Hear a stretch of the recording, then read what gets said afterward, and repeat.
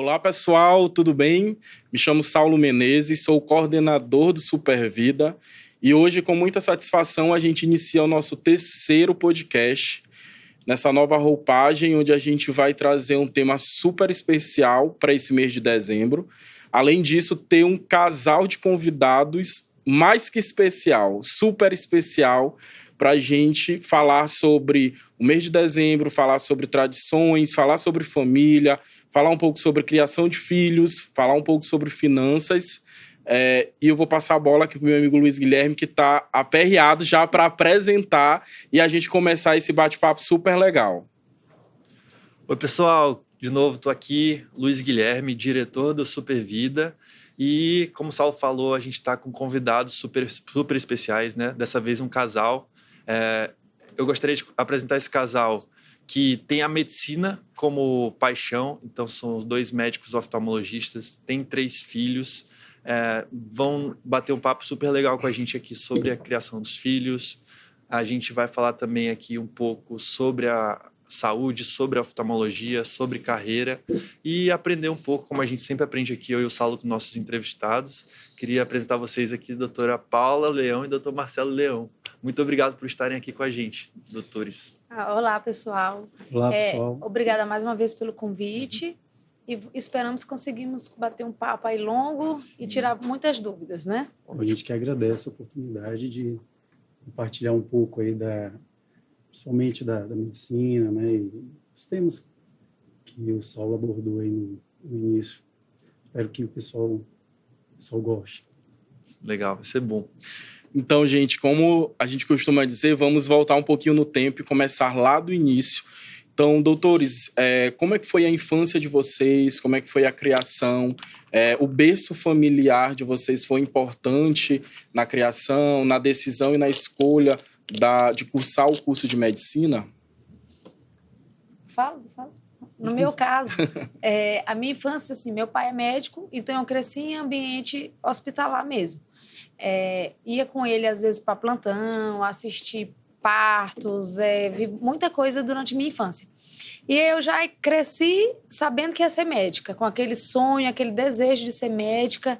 Achava muito bonito ajudar as pessoas e conseguir salvar vidas. Então, assim, eu cresci já sabendo o que eu ia ser quando crescesse, né? Quando eu ficasse adulta.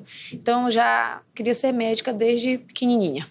Eu já não tive tanta essa influência, né? Eu sou o primeiro médico da minha família e já fui eu responsável por influenciar outros, né, na minha família, que a partir de mim se interessaram pela medicina. Legal. Vocês nasceram onde? Eu nasci em Fortaleza, no Ceará, mas vim pra cá bebezinha. Uhum. Eu nasci em Teresina, pertinho. Em Piauí, do lado. Mas, doutor Paulo, doutor Marcelo, você falou que não foi o primeiro a pensar, né, sobre a medicina. Qual que era o seu sonho de infância, então, aquele sonho de profissão que você tinha, você lembra? O meu, no caso, era ser astronauta. Eu tinha astrônomo ou astronauta. Eu tinha esse sonho. Depois, acho que perdi rápido. O meu pai, ele foi militar, né, do Exército. Então, eu cresci vendo ele ali. Ele era do batalhão de engenharia e construía escolas, construía estradas, né, construía hospitais. E eu sempre achei aquilo muito legal, né? Falei assim, poxa, tanta gente aí que está, né, sendo beneficiada com isso. E eu tinha a princípio, essa vontade, né, de seguir a vida militar. Mas aí depois, um certo tempo, naturalmente foi surgindo em mim, né, esse sentimento pela medicina. Mas sempre de servir, né? A ideia de servir ao próximo. E eu fui pela medicina, mas por esse sentimento, uma coisa mesmo que veio, acho que naturalmente.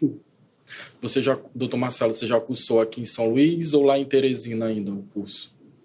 Não, nós fizemos o curso de medicina no Tocantins. Os né? dois.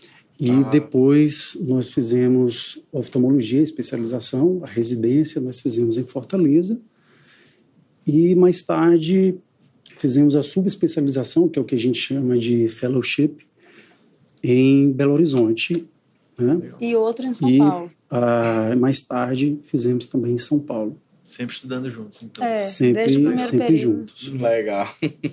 Literalmente casal oftalmo. Sempre seguindo com esse mesmo propósito. Legal. Então vocês se conheceram ali no corredor da faculdade? Sim. Na sala de aula, porque já começaram a estudar Foi na juntos desde o calorada primeiro. dela. Você já era mais velho, então, na faculdade. Isso. E aí foi o que as pessoas chamam de amor à primeira vista. E aí de lá, eu já sabia que um dia iria casar com ela. Daquele momento. Tanto é que até hoje nós estamos juntos, já são 20 anos. Né? Namoramos a faculdade, depois noivamos e hoje nós estamos aqui 13 juntos, anos 13 anos de casados, com 3 filhos, o Gabriel de 10, o Mateus de 7 e o Samuel de 6. Bom demais. Sim. E uma curiosidade também, como que vocês vieram parar em São Luís, né? A minha família daqui, né? A família do meu pai é daqui. Entendi. E a família da minha mãe do Ceará. Ah, tá, entendi. E aí, eu nasci no Ceará porque minha mãe ainda estudava. Então, ela só terminou o curso de nutrição e já vim para cá. Então, eu cresci aqui em São Luís. Eu vim com 6 meses de idade e cresci aqui no Maranhão, né? Entendi. Aí eu só saí para poder né? fazer faculdade. Já saí com 19 anos. Morei 12 anos fora, né? Tocantins, Ceará, Minas Gerais. Depois São Paulo, que a gente já estava aqui, ficava indo e vindo. Entendi. E aí, estamos definitivos aqui desde 2014. E na faculdade, então, começaram a namorar rápido. Você aceitou o doutor Marcelo logo de cara, assim, né? Logo de cara. Foi. Logo de cara. Bom. Olhar amor à 43. primeira vista, né? Amor, Bem isso. amor à primeira vista. E durante esse período da faculdade, da juventude de vocês, teve alguma situação marcante no qual, não, o Marcelo ou a Paula é pro resto da minha vida? Ou essa percepção já foi logo desde o início? Que às vezes no relacionamento acaba tendo algumas situações que a gente vê, pô, aquela pessoa realmente, ela que eu quero pelo resto da minha vida. Houve alguma situação parecida? Eu acho que eu acho que é sempre uma construção, né? Eu acho que é sempre uma construção. O entendimento de que as coisas tem suas etapas, né? Sim. Então a gente vai vivendo cada etapa e vai superando as etapas, né? Mas, como eu falei, realmente, quando eu vi a Paula a primeira vez, eu sentia que um dia eu iria casar com ela. Ele me disse que quando ele me viu, eu ainda não tinha nem visto ele, que ele falou. E pouca gente sabe disso, que eu vou falar agora. Tanto é que, assim, nós, ainda na faculdade, eu cumpri uma aliança. Não, né? foi. Caramba. E fiz o pedido para ela. E ela não aceitou. Não foi assim. Calma. Não foi assim. Ela não aceitou. Pouca gente da família sabe disso. Não né? foi assim. Começou fácil, então durante não foi tão fácil. Um mês de namoro, um mês. Aí ele comprou a aliança. Aí eu falei assim, tá, mas a gente ainda tá muito novo. Não mostra isso pro meu pai, que meu pai não vai querer deixar a gente casar agora. E aí, vamos esperar mais um pouquinho. Aí, 7 anos depois, né, a gente noivou. Tá vendo? Aí, 7 anos depois, foi tranquilo. Mas a primeira vez, nem sei onde é que foi parar aquela aliança. A primeira, tadinho. Legal. Na história de vocês, qual foi o momento mais marcante para vocês, na vida de vocês como casal? Para mim, foi o nascimento do nosso primeiro filho. Foi quando eu vi ali, a gente está realmente formando uma família. E aí, a partir de hoje, vou querer ser sempre melhor e melhor por causa do Marcelo, por causa do Gabriel que estava chegando e dos outros que a gente já desejava, né, dentro do coração antes de tê-los. Porque eu sempre quis ter 3 filhos. Eu só tenho um irmão, então eu queria uma casa um pouquinho mais cheia. E aí, quando ele nasceu, realmente assim, foi a maior felicidade da minha vida. Então, como casal, como família, né? E como que é essa vida após o nascimento do primeiro filho, o que muda na nossa cabeça, assim? Como que mudou para você? Na minha, a gente amadurece, né? Assim, a gente tem outras prioridades mudam. Então, hoje, a nossa prioridade são os meninos. Então, a gente quer sempre estar presente em todas as coisas que eles têm que fazer. Por exemplo, fazer apresentação na escola, algum trabalho, alguma coisa. Eu quero sempre estar lá presente para assisti-los e ajudar também no que for preciso na educação deles em casa. Né? Então, hoje, a gente vive muito com eles e por eles, e isso fortaleceu ainda mais nossa relação como casal. Tanto é verdade isso que a história do livro, né? Sim. O Dr. Marcelo tem um livro, né? Que é Aos Filhos, o Legado da Felicidade, né? Isso. Publicado, né? Nacionalmente. Sim, em 2019. Eu comecei a ler já. A importância, né? Justamente dessa, como a Paula falou, dessa presença, né? Do primeiro filho, dos filhos na nossa família, que realmente é um divisor de águas, né? Quando você passa, as coisas mudam realmente, né? Então, você começa a construir já uma ideia, né, de vida, um propósito, né? As coisas começam a se transformar. Né? Querer passar tudo para eles, sabe? E sentimento de que você tem que fazer você faz um balanço, né? Para mim aconteceu assim, eu olhei para trás, vi o que tinha sido a minha vida até aquele momento, da chegada do primeiro filho. Eu falei, opa, respira fundo, né? Alguma coisa aqui vai ter que mudar, alguma coisa vai ter que melhorar, alguma coisa vai ter que se transformar. Então, é um momento que você deixa de ser menino e verdadeiramente você passa, você sente aquele crescimento e a necessidade de crescer. Por isso. E dar exemplos para eles, né? Porque é muito mais do que falam, mas às vezes a gente não entende quando é mais novo. Mas, assim, os filhos vão se portar muito mais da maneira como os pais se portam do que o que a gente ensina falando para eles. Pelo exemplo, né? Mais pelo exemplo. Então, a gente tem que estar se policiando para poder não atingi-los, né? E aí a gente vai melhorando dia após dia e, com isso, construindo seres humanos que levem a vida mais... E a preocupação foi tão grande com relação a isso que veio a ideia do livro mais tarde, né? A ideia do livro, ela surgiu, então, já depois de você ter seus filhos? Ou ela foi... Sim. Depois dos 3. E qual foi, por que surgiu a ideia de deixar ali registrado aqueles ensinamentos que você tem no seu livro? A gente não sabe o dia do amanhã, né? A gente não... E, assim, eu tinha uma preocupação muito grande. Será que eu vou conseguir, né, crescer com eles, ver meus filhos crescer e o mundo não é fácil, né? E a gente com 42 anos de idade, eu tinha já vivido muitas experiências, eu tinha adquirido um certo grau de maturidade, eu senti que deveria deixar isso para eles, né? Então, é mais como se fosse tá aqui, meu filho, o papai não vai estar aqui, mas tem aqui um pouquinho do manual, né? Como o papai pensa. Para eles voltarem, né, sempre quando sentirem alguma dúvida, né? Eu imagino que deve ser um livro que até você volta às vezes, né? Sim. Isso daí que eu ia até perguntar. Tem muito do Marcelo na infância, no livro, as vivências com seu pai.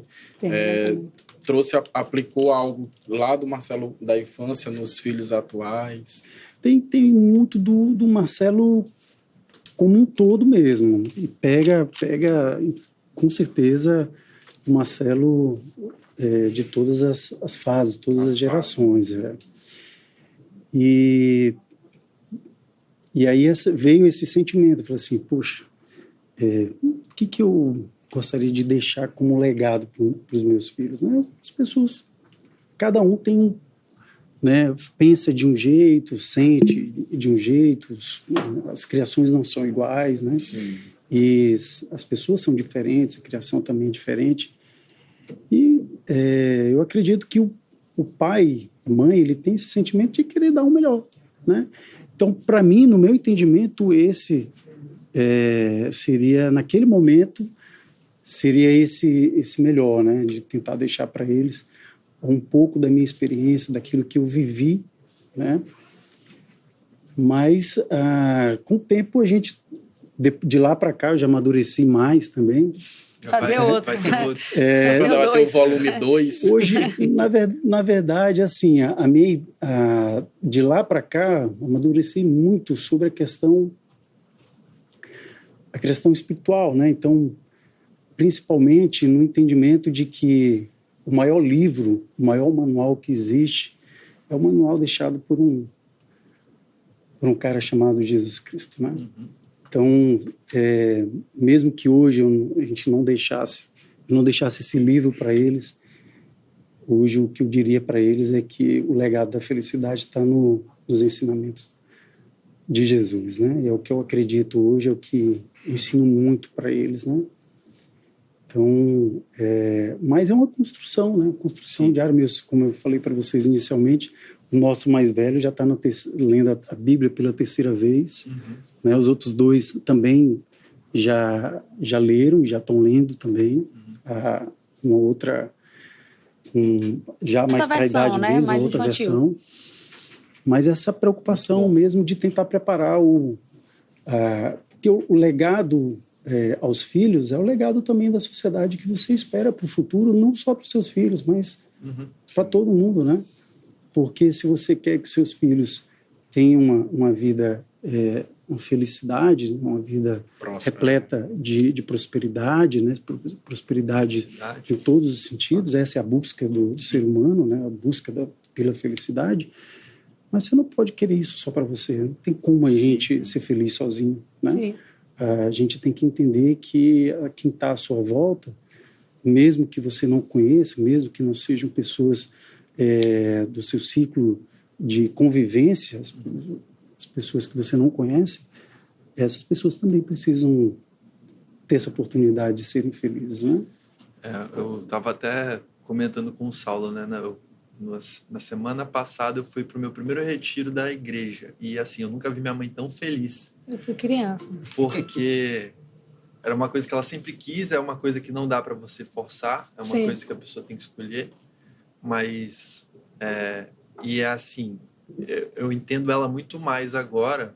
Em algumas coisas parece que ela sempre quis que eu entendesse, mas às vezes é como se fosse muito óbvio para ela e eu estivesse só enxergando agora, sabe? Sim. Então, perfeito, é isso. E assim, como você falou, vem com a maturidade, vem né? Com a espiritualidade, vem com a isso aí, maturidade. até o nosso último suspiro aqui, a gente tem que estar exercitando, tem tudo para aprender, para se aproximar de Deus. É uma construção, né? O que a gente faz também é educar eles tudo baseado na Bíblia. Sim. Então, a gente pega vários exemplos na Bíblia que tem inúmeros de criação de filho. Então, se você for ler com calma e estudar, você vê que ajuda muito.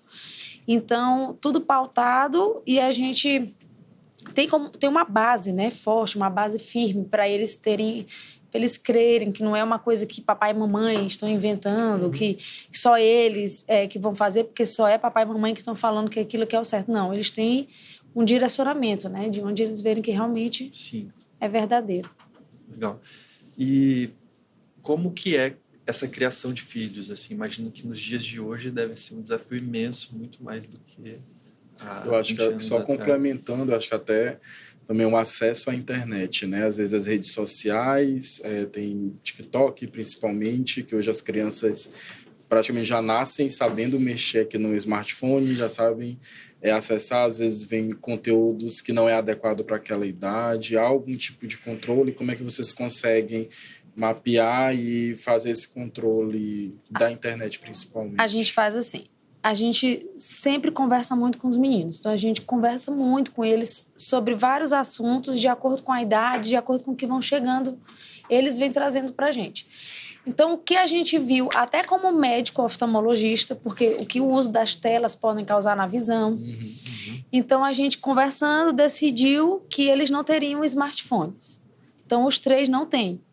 Eles usam o tablet para fazer algumas atividades que precisam da escola, alguma pesquisa que precisa para um trabalho, mas a gente sempre ao lado. E para assistir na televisão, a gente sempre coloca alguma coisa mais educativa do que estar solto, assistindo qualquer coisa. Então a gente tenta controlar desse jeito. Eles são 3 meninos, então é mais fácil para eles brincarem entre si sem precisar estar usando tela. Uhum. Então eles brincam muito de Lego, quebra-cabeça, de futebol. Então, assim, eles já fazem quase um time, né? 3 ali, então eles vão jogando, brincando muito entre eles, então a gente consegue ainda restringir bem essa questão de telas. Por enquanto a gente vai levando assim, e pegando um gancho também, né? Como a Paula falou sobre somos oftalmologistas. Então, hoje é muito frequente mesmo no consultório. Costumo dizer assim, os pacientes, tem paciente que já chega, né? É o combo, né? Já chega com a tomografia na mão, né? Com a medicação para enxaqueca, a medicação para ansiedade, a medicação para dormir, né? Tudo. E isso Uso excessivo de tela. e assim, crianças especialmente, muitas crianças assim tomando medicação para hiperatividade, né, para déficit de atenção, que é uma coisa que né? você não viu antes. Não. Com Isso. tanta frequência. Sim. E assim, às vezes a criança, a mãe já ali, poxa, doutor, especialmente a criança, né? Então, doutor, meu filho não consegue parar quieto dentro da sala de aula, Não se concentra. né? Ele não consegue se concentrar, a professora está reclamando que para a idade dele já era para ele ter aprendido determinada coisa, ele não está conseguindo enxergar bem no quadro, a criança não dorme e está muito ruim, já está tomando medicação para isso, para aquilo. Outra coisa, não que não exista diagnóstico de TDAH. Sim. Existem os casos de TDAH, só que hoje em dia a superestimulação leva o cérebro da gente a agir igual uma criança com TDAH. E a exposição à luz azul, que está presente no espectro de luz das telas, elas diminuem a produção da melatonina, né, que é o hormônio regulador do sono. Dormir, né? Dormir. Isso, então, escuro. Sim. então assim, às vezes Antes de dormir. isso, Aí é então as pior. crianças, às vezes uma criança com uma que a gente chama de pseudomiopia, né? Às vezes a criança está lá, não está enxergando mesmo, não está enxergando no quadro, não está enxergando. E aí você vai lá, pinga o colírio, que a gente chama de ciclopédico, né? As pessoas falam o colírio para dilatar. A pupila. E aí quando você coloca no aparelho de autorrefrator, aquele grau que tinha some, né? Então essa é uma prova diagnóstica que a gente Do uso faz excessivo também. de telas. Do uso excessivo de tela. E aí a criança é métrope, né? Que o métrope é a criança, a pessoa que não tem Grau. refração, não tem grau. Mas ela está ali com a falsa miopia justamente por conta disso, dessa exposição pelo uso excessivo, né? E aí, simplesmente, às vezes a gente fala, parece assim, poxa, parece uma mágica, né? Não é mágica. Você fala para a mãe, olha, 0 celular, 0 smartphone, 0 tablet. Volta 1, 2, 3 semanas depois, a mãe volta no consultório, doutor, meu filho é outra criança. Incrível. Já Muita peguei criança, vários casos assim, E várias muita situações criança já assim. chega olhando no celular, entra no consultório, faz o exame, sai no celular. E às vezes a gente pergunta, e até mãe, o ortopédico, né? Faz mal, porque você está o tempo todo de cabeça Sim, baixada, sim. uma criança Sim. que vai estar cervical, passando 2 né? horas por dia de cabeça baixada. Interessante Nas também, às férias, vezes a gente então. fala, às vezes a mãe chega já falando toda aquela síndrome, né, de fadiga visual, né, e aí eu pergunto, né, e aí mãe, mas como é, a criança usa muito tela, e a criança já entrou no consultório com o smartphone aqui na mão, a criança não sabe nem que saiu de casa, ela não sabe nem que saiu de Entra no casa. carro, Automático. E aí a mãe, não usa não, de jeito nenhum. E a criança entrou no consultório ali com o smartphone na mão, né?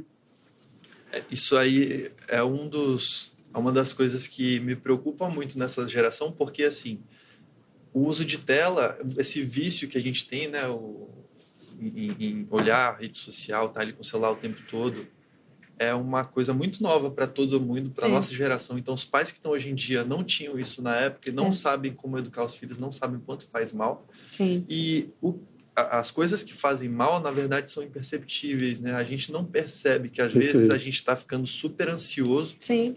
por algumas coisas e na verdade, é um excesso de uso de celular. essa questão de usar antes de dormir. Muitas pessoas têm insônia, E não usar dormem na hora direito. de acordar. É, sabe? perfeito, Fica é isso aí aqui, E mesmo. assim, não sabem que é só porque estão usando ali com a luz apagada. Às vezes, acordar também, olhar o celular. A primeira Sim, coisa que a sim. gente faz é pegar o celular Celular pra e mim. faz um super mal. Para a visão também, né? Isso. Algumas vezes a pessoa já chega, né, no consultório, não que, como a Paula falou, tem o diagnóstico de ansiedade, tem o Diagnóstico transtorno de TDAH. ansiedade de TDAH, o diagnóstico de enxaqueca, né? Mas algumas vezes, às vezes, está mais relacionado a isso. A gente tem observado muito isso no consultório. E um jovem, uma criança, as pessoas não têm, não é assim, estou com deficiência de melatonina, estou com insônia por conta disso, vou tomar. E às vezes, muitas vezes, você pede para a pessoa diminuir essa exposição e ela para de tomar e volta a dormir. Só que é uma coisa que não vai ser rápido, demora, né? Vai levar algumas semanas, alguns meses às vezes, né? Porque tinha uma sobrecarga muito grande. Mas um particular, uma preocupação especial é com as crianças menores. Sim. Sim. Porque tem crianças que com 1 ano de idade já está usando. E lembrar que o último órgão do nosso organismo a se desenvolver é a visão, que se desenvolve até os 6 anos de idade, né? Então, se alguma coisa interferir durante esse período, pode ficar para a vida inteira. E o que seria o ideal era até os 2 anos de idade não ter acesso à tela. Não assim, usualmente. Vai algum familiar ligou de fora, usar o FaceTime, alguma coisa, ok. Mas não fazer aquilo de rotina para assistir vídeo, jogar joguinho. Bota o menino lá com o celular na mão. E fica. Além do perigo de acessar conteúdos inadequados para a idade, né? Ainda tem isso. Não tem filtro, né? Então, assim, acessa qualquer coisa.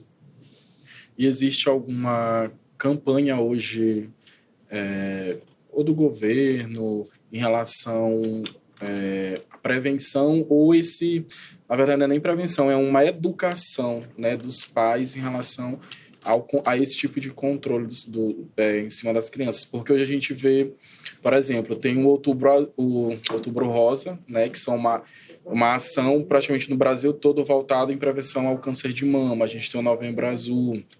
Em relação à oftalmologia, existe algum mês específico? Existe algumas campanhas específicas voltadas? Tem o Abril Marrom, que é mais específico para cegueira, causas de cegueira, doenças que podem causar cegueira. E em questão do uso de telas, a primeira entidade médica que fez alguma coisa foi a Sociedade Americana de Pediatria. Sim. Então, eles já começaram a questionar. Até os 2 anos, 0 tela. Dos 3 até os 10 ali, pode usar 1 hora por dia. Dos 10 até a adolescência, 2 horas ao dia. E dos 15, 16 para frente, 3 horas ao dia seria o ideal, entendeu? Mais para lazer. Mas, tipo, eu sei que tem gente que usa para trabalho, né? Outras coisas. Porque, na verdade, assim, a gente não pode demonizar, né, a tecnologia. Sim. Não tem como a gente viver sem tecnologia, né? Então, ela veio para ficar e a gente vai ficar dependente dela cada vez mais. Tanto é que nós estamos aqui hoje, né? Gravando por causa vídeo que vai sair delas, né? Sim, por causa dela. E é muito útil, né? Tem muita utilidade. E é a questão da gente criar bons hábitos. Sim. Né? Fazer uma reeducação, né? Visual, né? E entender que as tecnologias, elas estão aí para a gente utilizar ela a nosso favor, né? Então, é mais uma questão da gente saber utilizar. Então, eu falo para os pacientes o seguinte, olha, doutor, eu fico 2, 3, 4, 5 o dia inteiro, quando eu não estou no computador, eu estou no smartphone, eu estou no tablet, eu estou no Kindle, né? Eu passo o dia inteiro no trabalho, né? Às vezes um jovem ali que terminou a faculdade, mas está fazendo uma pós-graduação, né? E está no trabalho, né? Ainda continua estudando. E durante a pandemia isso acentuou muito, né? A criançada. E quando ele termina, ele utiliza ali muitas vezes, especificamente para o trabalho, chega em casa, vai como lazer, né? Então, assim, é uma exposição muito grande, uma hiperestimulação cerebral muito grande, uma exposição muito grande a essa luz azul. E a musculatura responsável pela visão de perto, ela entra ali... Fadiga, né? Fadiga visual mesmo, né? Então, pessoas às vezes que chegam com diplopia, visão dupla, né? Sentindo dores. De tanto usar tela. E aí você vai fazer uma investigação cerebral, pensando que é um problema cerebral, e você faz uma ressonância, faz uma tomografia, não tem nada. Né? O problema é você tira a tela e a pessoa melhora. É usar com equilíbrio, então, né? Aí às vezes orienta, fala assim, olha, qual é a sua jornada? Não, doutor, eu fico direto 6 horas. Que vocês fazem frequente. De prática. De praxe. Sim. De praxe. Na anamnese mesmo. Na anamnese. Faz parte da... E aí, não, eu fico 6 horas, olha, então vamos fazer o seguinte, fica ali 20 minutinhos, para 2, 3 minutos, por 2, 3 minutos, olha para distante, para longe, né, para dar tempo da musculatura relaxar, descansar, depois volta para a atividade e vai colocando essas pausas, né, para dar tempo da musculatura responsável pela visão de perto, dar uma relaxada. E às vezes a pessoa diminui o brilho, né? Na verdade, a gente enxerga por causa da claridade. Então, se eu diminuo o brilho, eu vou fazer mais esforço para captar o máximo de luz possível para poder enxergar. Então, às vezes, você aumenta um pouco mais essa fadiga visual. Pior diminuir o brilho, então. Né? Porque a gente fica quase no escuro. Não que você... Né? Porque hoje a tendência é deixar no zero mesmo, né? Sim. Então, não que você não possa diminuir, né? No ambiente claro, diminuir uns 30%, 40%, no ambiente escuro, uns 50%, 60%. Mas tem gente que zera mesmo a tela, né? Então, tem gente que ainda faz assim, desliga tudo, todas as luzes do ambiente e usa a tela. Só a luz só da... E aí, assim, o que resolve mesmo é a gente diminuir a exposição, né? Mas não significa que tem que ser radical e tirar, não é isso. É um uso consciente, né? Um uso consciente das tecnologias. Para quem tem um uso constante, né? Trabalha com computador, fica com o celular o tempo todo, tem algum tipo de exercício ou alguma coisa que possa fazer ou só tentar diminuir a utilização, que às vezes é um pouco complicado, porque às vezes a pessoa trabalha o dia todo na frente do computador, tem um celular e fica com o celular o tempo todo, praticamente só larga ele quando de fato vai dormir. Tem algum exercício ou algum procedimento que vocês orientam? Alguma proteção? Eu sempre oriento assim, nos smartphones já tem várias proteções, né? De luz azul, tudo. Se você for lá na configuração, vida, assim. Aí a gente não sabe a qualidade, né? Tá. Se realmente tem aquele filtro. Tá. Mas nos celulares já vem hoje, na própria configuração deles, de iPhone, Android, né? iOS, né? Android. Essas proteções, principalmente de luz azul.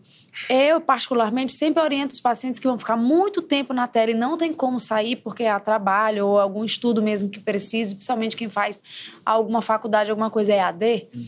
Aí eu oriento ficar 20 minutos na tela, 20 segundos, ou fecha os olhos ou olha para longe. Tira o olhar ali da tela, que aí já ajuda bastante. Legal. E para não esquecer, bota no despertadorzinho do smartphone para lembrar, porque às vezes a gente...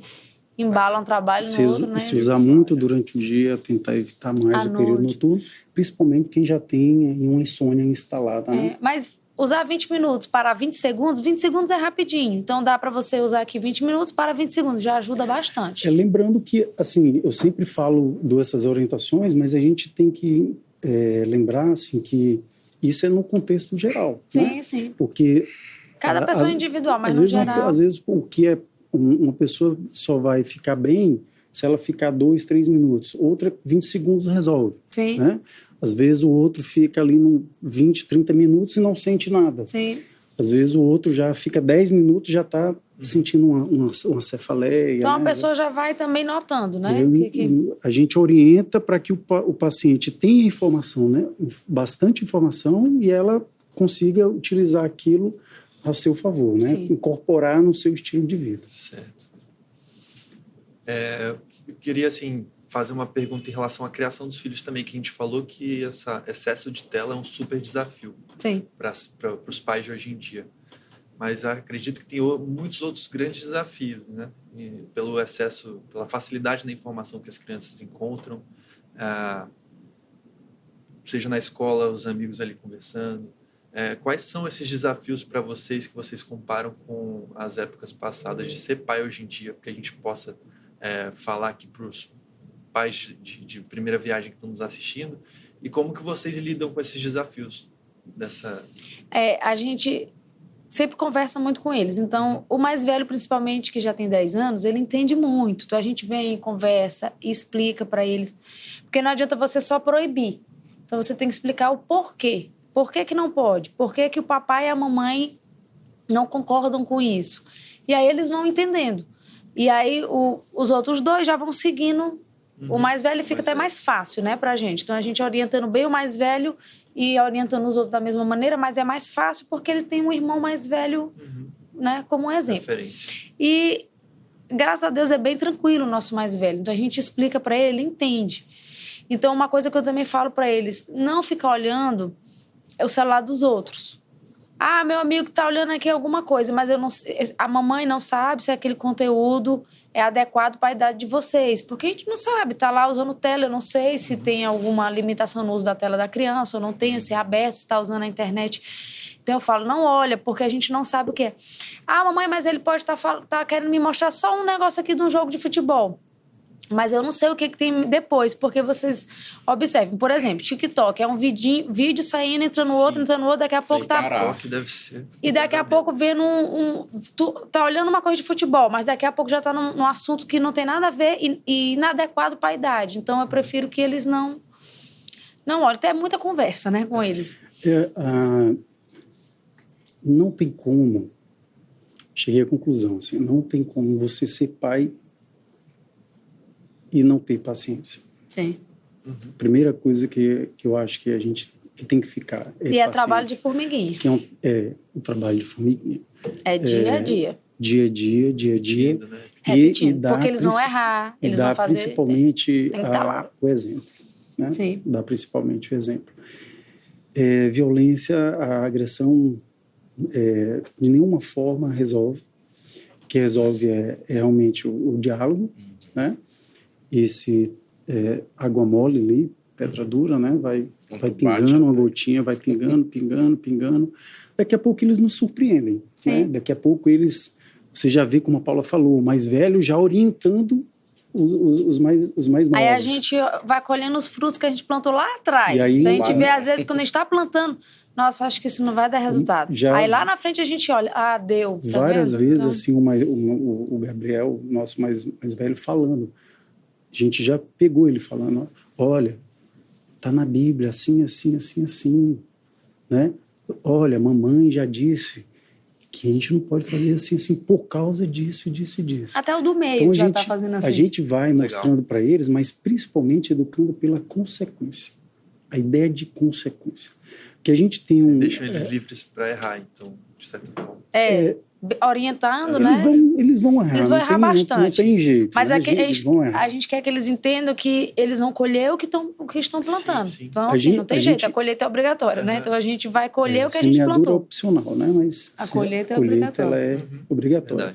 Então, a gente fica sempre às vezes a gente vê a pessoa falando assim, fulano... A gente confunde muito responsabilidade com consequência. Então, a responsabilidade, a gente não tem como fugir dela. Todo mundo é responsável por aquilo que faz, né? Agora, o que acontece é que muitas vezes nós somos inconsequentes. Aí é uma outra questão, né? Então, a gente ensina muito isso para eles. O que você fizer, está aqui. Existe uma regra, né? A regra dentro de casa, existe uma regra na escola, existe uma regra de cunho social, né? E todo lugar tem as suas leis, né? Então, e acima de tudo, tem as leis de Deus que está acima de tudo. E aí você vai ter, e você é responsável por seguir ou não. Só que você vai ter a consequência, que pode ser boa ou ruim. Então, a gente fala muito sobre a questão da consequência, né? Do resultado, né? Das ações deles. E educar pela consequência, eu acho que é importante, porque a criança sente ali no dia a dia, na pele, né? Então, você vai privar de alguma coisa que, às vezes, ele gosta, né? Às vezes ele, lá em casa tem a história do cantinho da consequência, né? Toda casa eu acho que tem isso. Esse cantinho da consequência. Então, lá em casa tem o cantinho da consequência. E aí eles... mas é muito importante você sentar e explicar para a criança. Por quê? Porque às vezes para a gente parece muito óbvio, né? É óbvio para os pais, né? Nós somos adultos, temos experiências, temos maturidade. Criança não tem, mas às vezes a gente passa despercebido e a gente acha que a criança tem que saber o que a gente sabe. E não é assim. Então, sempre que acontecer, eu chamo isso de oportunidade, uma oportunidade positiva, né? De você sentar com ela. Mas eu vou repetir isso. Vai repetir 1 milhão de vezes. Então, às vezes, os nossos filhos, a gente fala... Eu falo para eles, né? Eles falam, papai, papai já falou para você quantas vezes? 1 milhão de vezes. Então, assim, mas aí funciona, né? Eu acredito que funciona. E o que eu acho mais difícil é em questão, tipo assim, você explica as coisas do lado correto, mas eles vão olhar pessoas no mundo fazendo errado. E aí, tipo, se dando bem. Eles né? já trouxeram algum exemplo, assim, mamãe, o coleguinha fez isso e a senhora já tinha me falado que não pode fazer. Sim. E a gente sempre vai antecipando as coisas. Por exemplo, carro andando de contramão numa rua. Aí a gente vai mostrando para eles, não pode, mas está fazendo, não é certo. Então, a gente espera que vocês não façam, mesmo sabendo que não está certo, que ninguém está vendo. Ninguém está vendo, mas eu vou fazer. Não faço. Eu sempre aproveito a oportunidade dos acidentes na rua. De tudo que a gente observa, sabe? A gente traz como ensinamento para eles. Aquilo ali, provavelmente estava dirigindo alcoolizado. A gente sempre estava usando um smartphone e dirigindo, né? Não obedeceu a regra de trânsito. E aconteceu aquilo, a gente sempre aproveita essas oportunidades que a vida vai dando. E eles vão errar muito. Tem dia que eles estão excelentes. Tem dia que eles estão lá que a gente... Eita, vamos lá. Por exemplo, aí o Gabriel, antes dele ir para a escola, já me antecipei sobre a questão do bullying. Sim. Né? Sim. Então, antecipei mesmo. Falei para eles, meu filho, vai acontecer assim, um dia... um coleguinha na escola vai fazer isso. Quando ele começou a entender mais as coisas. Acho que ele tinha uns 7 anos. E aí, quando ele foi, a primeira vez que aconteceu isso com ele já chegou, papai, aconteceu exatamente como você falou. Ele sempre chega, né? Mamãe, olha, papai, fulano fez tal coisa. Tá vendo? Não é legal. O que a professora falou? Que não estava certo. Você tá vendo como não tá certo? Aí eles vão entendendo como é que funciona. Né, e aí, o que você fez, filho? Não, falei para professor... Resolveu? Resolveu, ótimo. Não resolveu? Eu fui na coordenadora. Resolveu? Não resolveu. Fui no diretor. Resolveu? Resolveu, papai. Então, eles sabem a sala da coordenadora, a sala do diretor, avisa pra gente, a gente vai lá, mas a gente preparou. Né? E a gente tem uma relação tão boa com eles que quando a gente chega na escola, abre a porta do carro, que eles entram, eles já vão contando como é que foi o dia. Assim você vê que tá certo o que vocês estão fazendo. Então, e olha que são meninos, né? Que eu acho que é mais difícil. É mais difícil. Menina, acho que é mais fácil de chegar dizendo. Sim. Eles não, tudo eles reportam pra gente. Legal. Uma pergunta em relação à vida profissional de vocês. Como é que essa conciliação... por exemplo, da Paula médica e da Paula mãe. Como é que faz essa conciliação? Porque eu percebo que vocês têm uma proximidade muito grande com as crianças, né? Vocês são médicos muito ativos. Sim. Trabalham muito. E como é que faz para... Segunda a sábado. Medicina por amor. E como é que faz para conciliar a família? Onde tem um tempo dessa conversa? A gente procura trabalhar, por exemplo, eles estudam de manhã. Então, a gente já começa cedo. 7 horas a gente está... Já tem a rotina. Já estamos na superclínica lá para nosso dia, né? E aí a gente volta na hora do almoço, pega eles, deixa em casa e já volta novamente para poder estar mais cedo em casa e conseguir acompanhá-los. Então a gente consegue fazer nossa rotina toda mais cedo. Entendi. E como a gente chega bem cedo na clínica, praticamente os primeiros médicos, então é até mais tranquilo, né? Uhum. E muitos pacientes gostam, porque eles já... também chegam cedo. Mas a partir da semana que vem não vai ser mais só a gente na clínica. Você está falando, aí vai ter um bocado de colega que vai começar a trabalhar bem cedinho. Não, mas isso é bom para todo mundo, né? É bom para todo mundo. E a gente trabalha no período da manhã, no período da tarde, A gente é muito né? diurno. Então, a gente tenta fazer tudo... De manhã, né? Durante o dia mesmo. À tarde a gente vai também, mas mais cedo. Por exemplo, à tarde eu começo 1h. Não começo 2h30. Eu começo 1h mesmo. Então, Aí consegue terminar 4. mais cedo e fazer as coisas sem correr. Somos praticamente né? Assim, full time, tranquilinho. né? Que horas que ele sai da escola, por exemplo? 12h30. Entendi. Aí vocês conseguem pegar ainda o finalzinho da tarde com ele. Eu pego, deixo em casa e já vou para A a gente sempre fez essa questão, né? De levar e de e buscar, Que é o tempo que de, você conversa. de tomar um café da manhã, de almoçar com eles, né? De conversar com eles e de participar, porque a gente entende que todo o esforço, todo o sacrifício que a gente fizer agora, a gente vai colher depois. E eu ainda sou professora em casa deles. Então, eles estudam comigo. Eles não fazem aula extra, comigo. Sim. É a escola e a mãe. Então, Legal. é bem puxado, né? Mas é bem satisfatório. Quando termina... Eu tenho um quadro que eu coloco o que eles estudaram por dia, cada um. Quando termina o mês, eu falo para Marcelo, estou muito feliz, o quadro está todo preenchido. E você aprendendo, relembrando tudo da escola. Sim. Por enquanto, ainda consigo acompanhar. Biologia é craque já, né? Mas... Ainda consigo acompanhar. Vamos ver mais para frente, né? Sim. Mas também ensinando eles a estudarem sozinhos, tá lá do lado, mas não fazendo por eles, entendeu? Então, eles vão aprendendo a estudar só, que eu quero que eles façam mais para frente, né? Também. Sim. Bem legal. Algum deles já falam de... quero ser igual papai, igual mamãe. Eles têm vontade? Tem vontade de ser médicos também? Assim, o meu do meio tá tipo astronauta ainda, sabe? Então eles dá... Como tá pequeno ainda, Sim. né? Então é uma vida mais... Não que não possa ser, Não né? possa ser. Mas eles fantasiam muito, assim, sabe, ainda. Tá nessa fase, né? Tá nessa fasezinha ainda. Não tem ainda direcionamento. Nós estamos deixando bem tranquilos, assim. Deixa eles decidirem. Eu vou ajudar de acordo, na verdade, com as habilidades de cada um. A gente vai observando, eles estão muito pequenos, mas quando foram crescendo, e a gente vai... Mas assim, vai ficar bem tranquilo mesmo. Vai ser igual um amigo meu que falou assim, uma vez disse para mim que o pai dele tinha dito, olha, vai fazer o que quiser depois que fizer medicina, né? Não.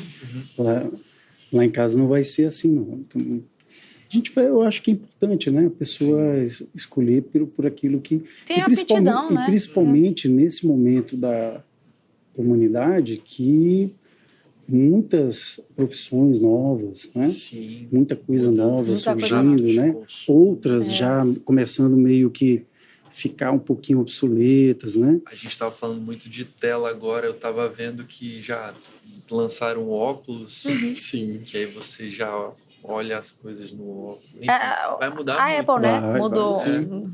É. Já fica melhor do que tela, óculos. Sim. Depois de grau já. Sim. Assim, eu sou muito feliz com a minha escolha profissional, muito. E o que eu desejo é que eles também possam ser. Então, independente do que forem escolher, que eles sejam felizes em primeiro lugar. Porque a pessoa levantar de manhã e trabalhar feliz faz muita diferença. Sim, Verdade. Faz muita diferença. Como a gente está no mês de dezembro, Natal, então é um mês que representa muito a família, né? No caso de vocês, como é que é esse um ritual do Natal? Todo mundo se reúne, só vocês viajam para algum outro local? Tem algum amigo invisível, alguma coisa que acontece Sim. específica? Conta um pouquinho pra gente. Aqui, a gente vai para casa dos meus pais, porque a família dele não mora aqui, mora no Pará. Então, às vezes a gente viaja para lá, mas a maioria a gente fica aqui, né? Então, a gente faz amigo invisível, os meninos fazem uma... Ano passado, minha mãe fez tipo uma peça teatral com eles, e eles fazem Embarcam direitinho. na Eles vão. E é um período também de férias, né? De férias. Então, aí meu irmão tem casal. 2 meninas, quase da idade dos meus mais novos. Então, 5 netos e eu, ele, minha cunhada, meu irmão e meus pais. Então, a gente faz uma comemoração bem íntima, Sim. mas assim, a gente explica para eles o o que significa o Natal. Que é. A peça que minha mãe fez com eles foi sobre o nascimento do menino Jesus, então teve o 3 Reis Magos, teve tudo direitinho, um anjo, teve Legal. tudo. Então foi bem legal. Eles gostaram demais, se fantasiaram, Gostaram. se vestiram, cenaram. O pai foi um dos 3 Reis Magos, não foi? Não. Mas é bacana, para eles entenderem. A gente faz uma oração, agradece pelo ano e vamos ensinando o verdadeiro sentido, né, do Natal para eles. Porque hoje, nos dias de hoje, acaba às vezes, as pessoas esquecendo o sentido do que é o Natal. Sim. Às vezes pensa que é só uma festa, algo só...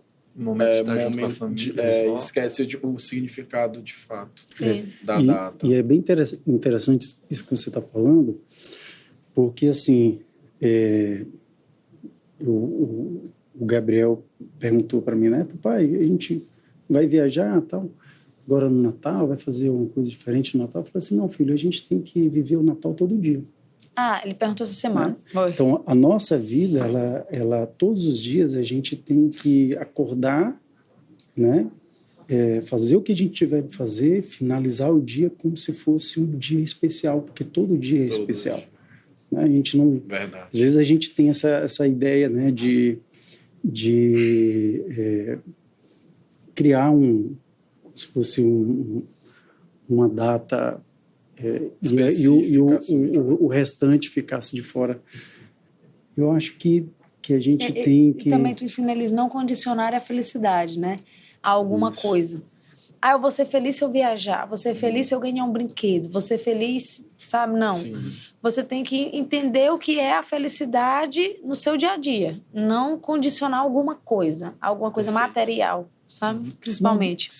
Porque, assim, viajar todo mundo gosta. Sim. Né? Todo mundo gosta. Todo mundo gosta de ganhar presente. Né? Todo mundo gosta de fazer uma coisa diferente, legal, né? Que proporciona alegria. Mas nem sempre isso é possível. Né? Sim. E então a gente precisa trabalhar isso. Eu acho que o ser humano precisa trabalhar isso na sua mente e no seu coração. Entender que todo dia precisa ser especial, né? Mesmo nos momentos difíceis. E os momentos difíceis, eles são muitos, né? A gente precisa... É uma questão da gente tentar entender... e eu sempre... Se você leu um pouco do livro, deve ter percebido que o conteúdo central é Jesus. Sim. Do livro, né? Então, eu falo de muitas coisas, mas está sempre... se voltando para ele, né? Uhum. Então, porque de fato o Cristo, ele dividiu, né, a história da humanidade, foi uma mudança de paradigma, né? E continua sendo o nosso começo, meio e fim, né? E a vida da gente, ela não pode se limitar apenas a coisas fugidias, coisas, né, que são passageiras, né? Então, eu acho que a felicidade, ela precisa ser trabalhada em qualquer situação, né? Inclusive num momento de alegria, num momento de ingratidão, num momento de crítica, num momento de ofensa, né? A gente precisa estar feliz, porque senão você começa a gerar aí uma série de sentimentos e você não vive, né? Você fica ansioso. Você se torna uma pessoa mais ansiosa, uma pessoa, né, mais... se isola mais, uma pessoa mais insulada, né? E é importante a gente lidar com isso, porque do meu trabalho para minha casa tem um trânsito, começa por aí, né? Estressar já, né? E assim, eu vou ter que fazer esse trajeto durante muito tempo, né? Então eu preciso me preparar para isso, né? Então eu faço muito esse trabalho com eles e faço muito esse trabalho conosco, né? De o que me espera, o que eu sei que já é o feijão com arroz, né? Alguém que vai furar o sinal e vai atravessar na minha frente no trânsito, vai me xingar, ou vai fazer uma freada, ou vai ter de repente lá uma obra no meio que não estava, em um engarrafamento, e aí, né? Então eu tenho que me preparar para isso, eu tenho que me preparar para uma pessoa que muitas vezes vai chegar no consultório Às vezes a pessoa já procura o médico já em sofrimento. Né? Por que ela vai procurar um médico? Eu não gosto de ir para médico. Mas, então, a pessoa vai porque ela está em sofrimento. Então, eu preciso entender isso. Né? Eu preciso saber lidar com isso, né? Para não piorar a situação daquela pessoa e também não impactar negativamente. Né? Então, e a saúde, ela é muito holística, né? Começa tudo com a sua cabeça, a espiritualidade que você está. E tem gente que começa a sentir vários sintomas, assim, por conta de uma cabeça que não está bem, com uma cabeça fraca. Perfeito. E essa questão de chegada do Natal, assim, muita gente, como a gente estava falando, acha que é só passar o tempo com a família, né? Mas é bom a gente deixar essa mensagem aqui para as pessoas relembrarem quanto estão próximas de Jesus, né? Sim. Dos ensinamentos que ele deixou, que essa é a verdadeira importância do Natal, porque só assim a gente vai alcançar lá a nossa felicidade no dia a dia, que o dia a dia de todo mundo é difícil, não existe aquele dia a dia, falando de tela de novo, não existe só na foto produzida da rede social, né? É isso que ele está dizendo. Exato. Essa expectativa. E até aquela foto ali deixa a pessoa que não está bem no estado de espírito bom mais ansioso às vezes, porque fica se comparando. E perfeito. Então acho que essa mensagem que a gente fica aqui é muito legal para a gente ver quão próximo a gente está de Jesus, né? Que esse é o verdadeiro sentido do Natal, que isso vai nos levar lá à vida eterna, vai nos fazer melhor como pessoas, vai fazer a gente ter vidas melhores e mais saúde também. Tudo isso está muito ligado. E é isso que a gente fala, né? Nós somos cristãos em construção, né? Hoje em dia, às vezes a pessoa fala para mim, às vezes eu falo muito sobre isso. E aí o meu filho uma vez perguntou: papai, então nós somos cristãos? Eu falei: filho, nós estamos tentando ser. Né? Essa é a nossa busca. Né? O Cristo é a bússola. Né? Ele disse: eu sou o caminho, a verdade e a vida. Né? Então, essa é o ideal. Né? Mas o fato de eu ter um filho não me faz um pai. Né? Então, para você ser verdadeiramente um pai, existe todo um contexto que a gente precisa levar em consideração. Então, colocar um filho no mundo não me faz um pai.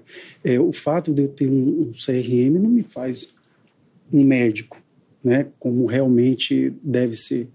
Né? Então, levar os ensinamentos de Cristo no nosso dia a dia. Muitas vezes às vezes a gente ir para a igreja, ou às vezes a gente lê os textos bíblicos, isso não me faz um cristão, né? Então, a gente precisa verdadeiramente, eu acho que a gente precisa incorporar o Cristo na nossa vida, né? Ele vai dizer que a minha carne verdadeiramente é comida, né? O meu sangue verdadeiramente é bebida, o seu pão vivo que desceu do céu, né? Então, nós precisamos viver mais o Cristo, né? Então, a história do cristianismo, muitas vezes, às vezes a gente fala assim, a história do cristianismo. Eu penso que, de fato, a história do cristianismo ela aconteceu durante 3 anos pelo ministério do Cristo. Né? Foram aqueles 3 anos. Né? De lá para cá é o ser humano tentando anos, né? Isso, o ser humano tentando buscar, né, o Cristo. Aí é isso que a gente tenta transformar de dentro para fora e chega na época do Natal, a gente pensa, tive um ano mais parecido com Cristo ou não? Então é isso que a gente está buscando, né? Porque a gente é viver mais ao exemplo dele, né? Que não é fácil, mas ele fala que a gente deveria ter um propósito de vida, né? Ser perfeito como perfeito é Deus. Ele fala, sejas perfeito como perfeito é vosso Pai que está nos céus. Então, a gente tem que buscar essa perfeição, né? E ele fala também, não colocar as coisas do mundo acima das coisas de Deus, e é o que a gente mais faz, né? Lá na parábola do semeador, pegando um trechinho que ele fala sobre as sementes que caem em pedregais, né? Muitas vezes é o que a gente é, né? A gente não construiu raiz, né, da palavra, da verdade na nossa vida, e a gente vai caminhando por estradas pedregosas e achando que está pavimentada, né? Na verdade, o caminho, eu costumo dizer, o caminho não é nem direita nem esquerda, o caminho é reto, né? O caminho reto. E esse caminho reto, essa estrada pavimentada, ela existe, né? Então, às vezes a pessoa fala, e tem muita gente que nunca ouviu falar do Cristo. Tem muita gente que não tem ideia do que é Deus. Muita gente, parece brincadeira, mas tem muito, em pleno século XXI, tem gente que nunca abriu uma Bíblia, né? E muitas vezes vem com ideias preconcebidas, julgando o cristão. Ah, mas olha o cristão, o que é que ele faz? E aí é por isso que o meu cuidado de dizer que eu sou um cristão em construção. Ainda não perfeito. Ainda não sou cristão, de fato, né? Então, quem dera se eu já fosse um cristão. Mas temos que trabalhar todos os dias para tentarmos ser. Isso. Porque não adianta só dizer, eu não sou, então tá, então vou fazer isso bem aqui. Porque às vezes, e esse é o X da questão, muitas vezes, que eu penso, né? Mais do que filosoficamente. Que às vezes a pessoa fala assim, mas ele diz que é cristão, mas olha o que ele faz. Né? Ah, isso aí é que é ser cristão? Então a gente tem que ter cuidado e tentar viver mais ao exemplo real do Cristo todos os dias, né?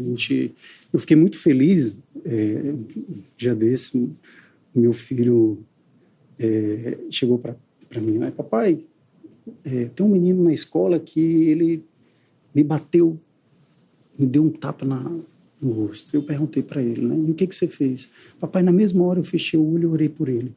Caramba, que emocionante. Orei, de 7 anos. Fiz uma prece por ele. Foi o Mateus, né? E não, o Gabriel.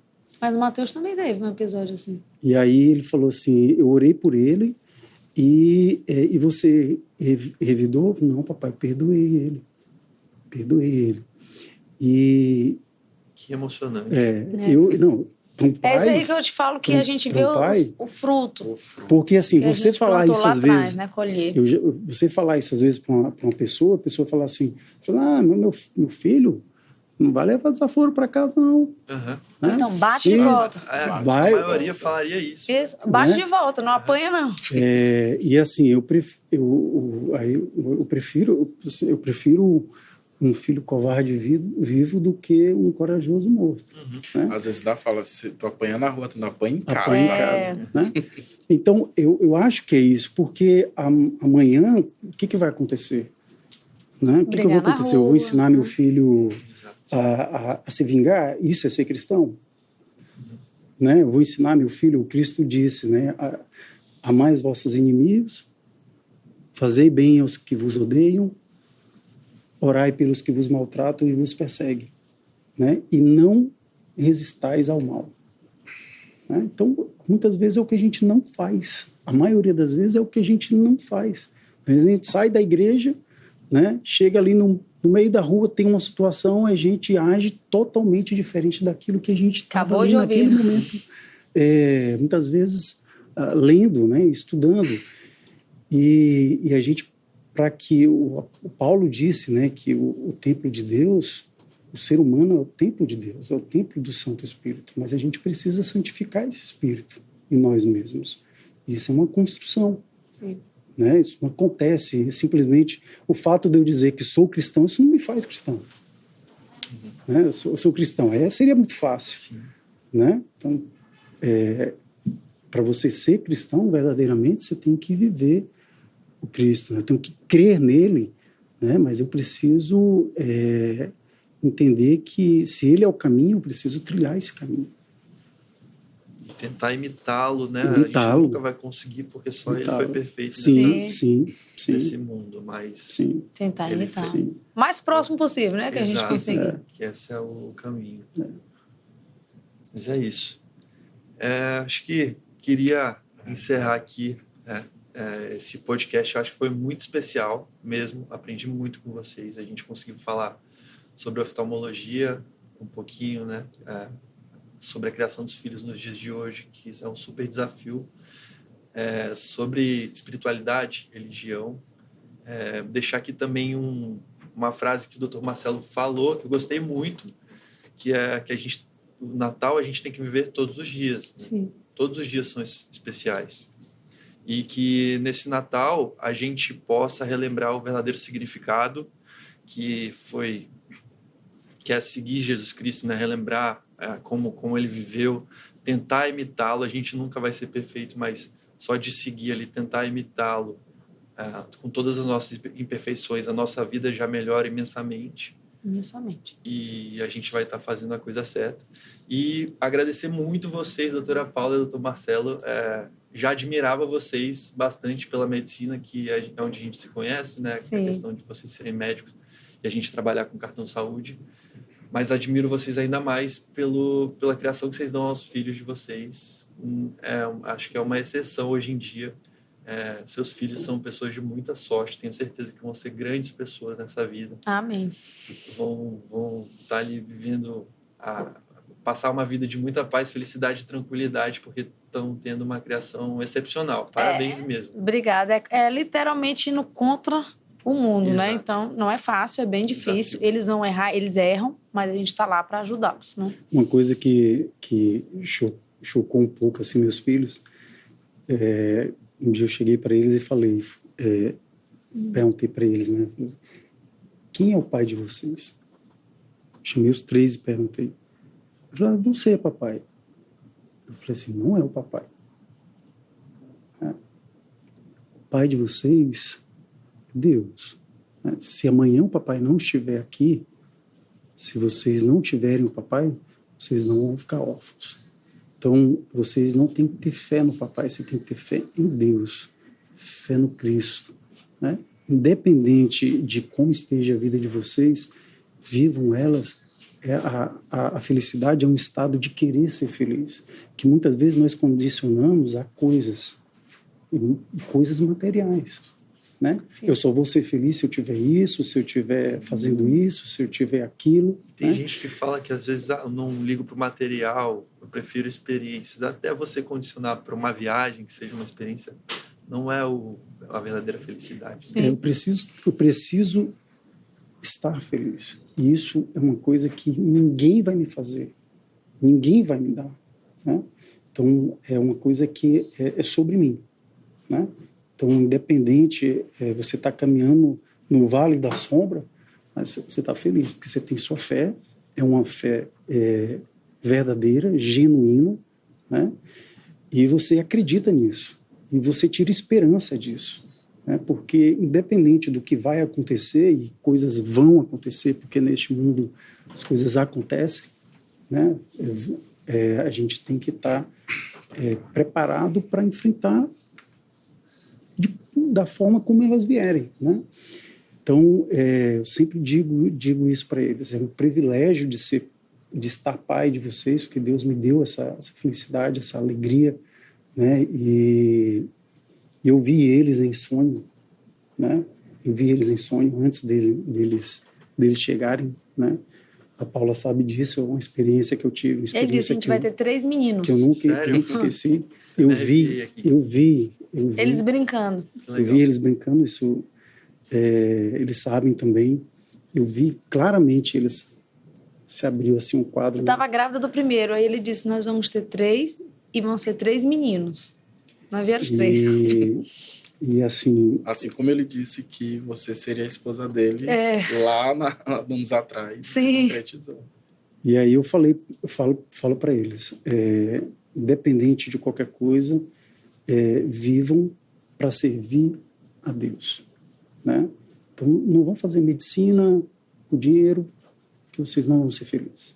Não vão ser engenheiros por causa de dinheiro, esperando um reconhecimento, ou uma gratificação, ou uma gratidão. Vocês vão ser infelizes.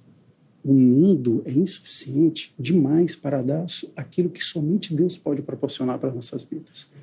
Deus reconhece, de fato, o que a gente é, porque Ele conhece a gente integralmente. As pessoas não conhecem. As pessoas não conhecem. As pessoas só conhecem aquilo que a gente quer mostrar para elas, né? Mas Deus conhece a gente na nossa intimidade. Então, se a gente tem esse propósito de servir a Deus, de fazer tudo aquilo que a gente faz servindo a Deus, e aí você vê um mandamento maior, né? Então, qual o mandamento maior? Amar a Deus Sobre todas as coisas, sobre e ao todas próximo as como a ti coisas, mesmo. com toda a força, né? De todo o espírito, de toda a alma, né? De todo o entendimento, né? E amar ao próximo como a si mesmo. Tá? Então, às vezes a gente entende que amar a si mesmo é se dar coisas, né? E não é. Amar a si mesmo, no meu entendimento, é a gente ser capaz de olhar para o espelho, né? É o mito da medusa, né? Olhar para o espelho e não se transformar em pedra. Porque a gente é muito, muito bom de julgar os outros, de apontar os erros dos outros, né? Mas a gente ser capaz de olhar para o espelho e falar que em nós mesmos nós precisamos mudar alguma coisa, melhorar alguma coisa, né? Isso é amar a si mesmo, né? Então, melhorar para Deus, né? Amar o próximo, perdoando os defeitos dos outros, porque nós também, como você falou, nós somos imperfeitos e temos defeitos. Muitas vezes a gente, pelo orgulho, por egoísmo, por vaidade, a gente não vê isso, vê isso nos outros. E por isso Cristo condiciona, né? Que o mandamento maior é amar a Deus, mas tem um outro que é semelhante a esse, que é amar ao próximo como a si mesmo. Então, é uma experiência que nos retira desse mundo, transcende, né? E nos aproxima de Deus, né? Porque não tem como a gente viver nesse mundo sem servir ao próximo, e servindo ao próximo e se melhorando, a gente serve a Deus também. Doutor Marcelo e doutora Paula, a gente agradece imensamente a participação de vocês. Eu acho que vocês trouxeram uma mensagem que a gente já tinha pensado, né, em relação ao Natal. Eu acho que vai ficar de ensinamento todas as palavras que foram ditas hoje por vocês, né, tanto da criação dos filhos, como na parte da religião, quanto Deus é tão maravilhoso. Eu acho que isso ficou bem nítido para todos nós. Então, a gente fica muito feliz por essa participação. A gente vai deixar nossas redes sociais, vocês querem divulgar as redes sociais de vocês, alguém que se interessar. Então, é @casaloftalmo, quem quiser seguir, acompanhar, talvez até entrar em contato com vocês, às vezes mandar alguma mensagem, tirar alguma dúvida, porque hoje o ensinamento foi muito grande. E, pessoal, não se esqueçam de se inscrever no nosso canal, assinar as notificações, só clicar no sininho que fica aqui embaixo, seguir nossas redes sociais, @minhasupervida, e ficar acompanhando todos os nosso material, os nossos vídeos, tudo que vai subir para o canal, e você ficar acompanhando por dentro de todas as novidades.